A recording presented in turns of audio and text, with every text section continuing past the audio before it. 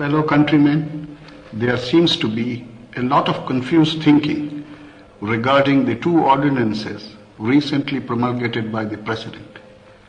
As the leader of the House and senior member of the Cabinet, it is my duty to explain the real position and remove misunderstanding that is being deliberately created by interested persons.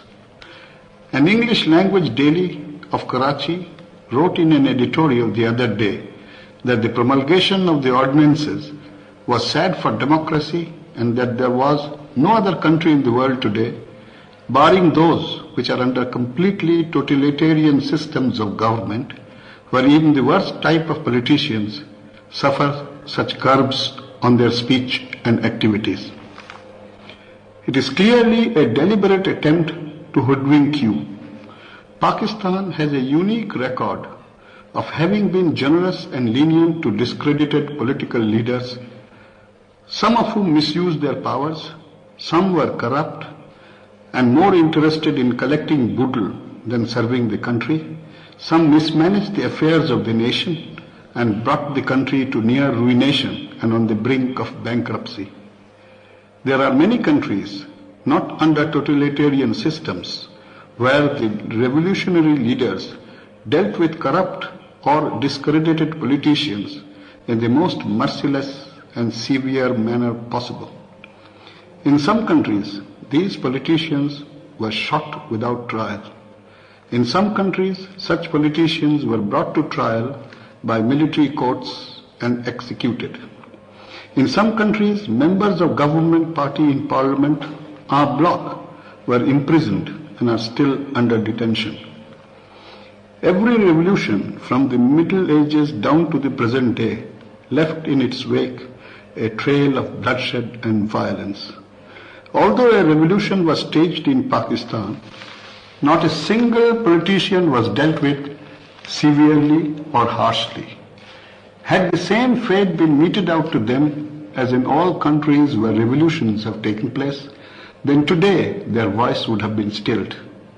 As they are able to speak, they should, as true Muslims, raise their voice in gratitude to the leaders of the revolution. Not to speak of capital punishment, not a single politician was imprisoned. In the national interest, the martial law regime promulgated the Hebdo ordinance only to purge the body politic from the evil influence of those political leaders who could be proved to have misused their powers or had been corrupt, so that after return to constitutional government, the same leaders are barred from returning to political life for a period, as otherwise they would again be a corroding and corrupting influence. So much magnanimity was shown that such discredited leaders were not barred for life. Under the Hebdo law, charges were framed against those politicians against whom evidence of corruption or malpractice or misuse of power was available. They were given the option of either contesting the case or withdrawing voluntarily from public life for a period of 6 years. The voluntary withdrawal would be tantamount to pleading guilty. The penalty imposed in both cases were nearly the same, namely withdrawal from the political life for 6 years. When an editor talks of the promulgation of the present ordinances as being sad for Pakistan, he deliberately ignores the fact that Pakistan's dealing with discredited politicians has been the most humane, the most generous, and the most lenient. The present ordinances imposing certain restrictions on discredited politicians is merely a logical corollary to the Hebdo law. The intention at that time clearly was, although not spelt out in so many words, to make the discredited politicians withdraw completely from the public life for 6 years. Unfortunately, with the lifting of the martial law, these credited politicians were again becoming active in misleading the people contrary to the spirit of the original Hebdo law, which required them to retire from political life for 6 years.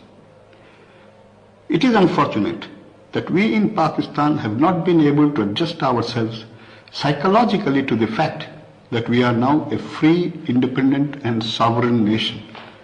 Only about 15 years ago, we were under the imperialistic domination of a foreign power when it was fashionable to attack the government in season and out on the slightest pretext, whether justified or not. This used to catapult an aspirant for political leadership into prominence. Persons used to go to imprisonment deliberately to become martyrs to British Zulum in order to assume prominence in their position of leadership. To oppose the government was the thing to do.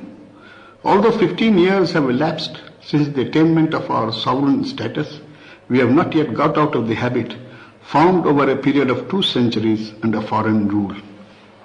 What you should all now realize is the fact that the government now is your own government. Of course, no government is infallible. If those who are in power go wrong or make honest mistakes, then certainly you have every right to criticize the government. But by the same token, if government does creditable work, then it should be appreciated, as this would provide stimulation and incentive to the President and your representatives in his cabinet to work harder for your good. This is what democracy means. We have now a presidential form of government under the new constitution. This gives a fixed tenure of office to the government so as to ensure stability for a given period. Stability of government is a sine qua non for progress and development. But those of you who have been trained under the parliamentary system have not been able to adjust your thinking to this radical change. You still aim, as in the past, to paralyze the government with a view to bringing about an overthrow and a consequential change. Under the presidential system, the question of paralyzing the administration or bringing about a deadlock in the administration does not arise, for this is definitely against the interest of the country. Since the government cannot be changed, no good can come out of trying to bring all activities of government to a standstill. The country must progress and must go forward. Any attempt to disturb that process would be highly detrimental to your and the nation's interest. Not all of you can see through the game of these politicians to whom personal interest is more important than national interest. And since you cannot prevent them from indulging in anti-social or anti-national activities, it is your government's duty to curb and restrict their disruptive activities. One of the discredited politicians has stated that government would use the ordinances for the dual purpose of seduction and intimidation. This is an attempt to throw dust into your eyes. If you refer to Article 18 of the Constitution, you will find the provision: the President has power to grant pardons, reprieves and respites, and to remit, suspend or commute any sentence passed by any court, tribunal or other authority. It should be apparent that the President has the inherent constitutional right of removing any penalty or restriction from anybody. This is the prerogative of all heads of states. Therefore, it was always within the competency of the President to legally withdraw the Hebdo penalty from anyone. He has not assumed to himself any new power or authority under the new ordinance. The ordinance merely provides that a petition may be made to the President for removal of restriction. In other words, it presents one of the methods by which the President's power under Article 18 of the Constitution can be invoked. Provision has been made for anyone who feels aggrieved by any penalty imposed by Hebdo to make an application, in which case the President will review the case. The question of seduction is therefore absolutely irrelevant, since the President all along enjoyed this power, which he could exercise suo motu or on representation by anyone. No new authority has been vested in the President by the ordinance. As regards this question of intimidation, the ordinance merely carries the intent and purpose of Hebdo, namely complete withdrawal from the political life of the country, to its logical conclusion. It is merely an attempt to remove a lacuna that existed. There is therefore no question of intimidation. It is most unfortunate that, by and large, we lose sight of one very important fact. The martial law regime, however unwelcome it might have been, and however contrary to our own sentiments and emotions, was brought into existence merely because drastic action was necessary to save the country from total ruination and collapse. In many countries of the Middle East, Asia, Far East, and South America, and in one or two countries of Europe, revolutions have had to take place. But what is unusual, and for which we Pakistanis, you and I, should always be grateful to God, is the fact that this is the only country where the revolution has been peaceful and the restoration of constitutional government has been voluntary. If you look around you, you will find that most countries where military coup d'etat took place are still under military rule.